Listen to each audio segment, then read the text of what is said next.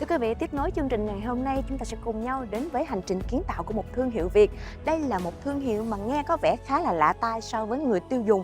Tuy nhiên, có thể nói hàng ngày chúng ta đều có thể sử dụng những sản phẩm của họ. Và có thể các quý vị khán giả đang xem chương trình này cũng đang sử dụng sản phẩm của họ thì sao? Công ty trách nhiệm hữu hạn bao bì Phúc Thịnh là một thương hiệu tiên phong trong việc thiết kế, sản xuất các sản phẩm hữu cơ tự nhiên và bảo vệ môi trường. Đây là một bước tiến quan trọng trong việc thay thế bao bì nhựa và giảm thiểu tác động tiêu cực đến môi trường. Thương hiệu đã đầu tư mạnh mẽ vào trang thiết bị hiện đại và tự động hóa trong quy trình sản xuất nhằm đảm bảo chất lượng và an toàn cho các sản phẩm giấy trong ngành thực phẩm. Trải qua hơn 20 năm phát triển, đội ngũ Phúc Thịnh tự hào là một trong những công ty dẫn đầu trong lĩnh vực sản xuất bao bì giấy tại Việt Nam.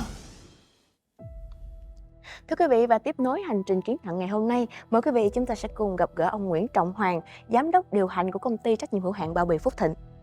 Xin chào quý vị khán giả xem đài. Dạ vâng, tôi được biết rằng đây là sản phẩm mới nhất của nhà Phúc Thịnh đúng không ạ? Khi mà chúng ta nhìn vào sản phẩm mới nhất thì bắt đầu mình sẽ hoài niệm một xíu về những sản phẩm đầu tiên mà Phúc Thịnh cho ra đời. Dạ, cũng đã hơn 20 năm rồi không ha? Phúc Thịnh là ra đời năm 2002. Với những sản phẩm ban đầu của Phúc Thịnh định hướng là sản xuất bao bì, nhưng không phải là các sản phẩm hiện tại như bây giờ.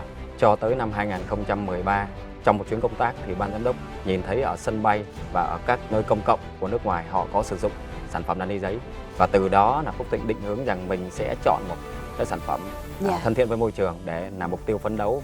Vậy thì không hiểu giây phút đó khi mà cầm chiếc ly giấy đó lên và sử dụng thì ông nghĩ về điều gì mà quyết định mang cái sản phẩm đó về áp dụng tại doanh nghiệp của mình? Thời điểm đó ở Việt Nam mình và bản thân của Phúc Thịnh cũng mới được tiếp cận đến các sản phẩm thân thiện với môi trường như vậy. Thời điểm đó ở Việt Nam để tiếp cận được khách hàng mà sử dụng các sản phẩm này thay thế cho nhựa thì cực kỳ là khó khăn. Là về nguồn nguyên liệu, cái quan trọng nhất ở Việt Nam vào thời điểm đó là giá thành sản phẩm. Nó so sánh với nhựa thì nó đắt hơn rất là nhiều. Đó là cái yếu tố mà để đến được tay thị trường và người tiêu dùng như hiện tại. Đó là một quá trình dài của Phúc Thịnh. Từ lúc mà chiếc ly giấy nó rất là xa lạ với người tiêu dùng Việt Nam và mình rất là khó khăn để mà mang về công nghệ sản xuất, cho đến hiện tại sản phẩm của mình ở khắp mọi nơi, ông cảm xúc như thế nào? Không chỉ riêng tôi mà tất cả các nhân viên của Phúc Thịnh khi đi ra đường nhìn thấy các sản phẩm của mình, mọi người rất là cảm thấy rằng là mình rất tự hào và xúc động. Bản thân tôi thì mỗi ngày tôi ghé một cái địa điểm bán cà phê mà có cái ly giấy của mình. Và mình sẽ mua mỗi ngày một điểm khác nhau. Mình cảm thấy rằng đây là một cái động lực cho mình, thấy rất là tự hào vì cái chuyện là sản phẩm của mình nó gần gũi với mọi người và mọi người dần dần tiếp nhận và sử dụng một cách rất là nhiệt tình. Dạ vâng. Vậy thì sắp đến đây không biết là doanh nhân trẻ như ông có những cái tầm nhìn nào hoặc là có những cái kế hoạch nào để mình nâng cấp thêm nữa những cái sản phẩm này hoặc là mang về thêm những cái sản phẩm mới phục vụ cho thị trường Việt Nam? Ngay từ ban đầu mình làm là vì mình đã đi đeo đuổi cái mục tiêu là thân thiện với môi trường, cho nên đương nhiên là cái chuyện để phải ngày càng phải phát triển hơn, ngày càng phải tìm tòi nhiều máy móc, nhiều công nghệ hiện đại hơn và đa dạng các mẫu mã để phục vụ cho người tiêu dùng. Và hiện tại thì công ty chúng tôi cũng có những đơn hàng đã xuất khẩu sang Campuchia và Singapore. Và chúng tôi cũng đang làm việc đàm phán với các đối tác ở Nhật, Mỹ, Úc và Canada. Và dự kiến là đầu năm 2024 là chúng tôi sẽ có những cái chuyến hàng đầu tiên xuất khẩu đi nước ngoài.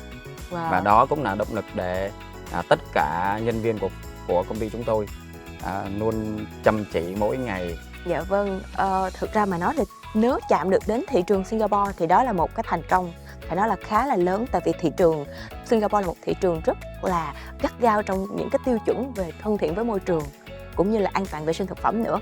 Một lần nữa chúc mừng ông và Phúc Thịnh.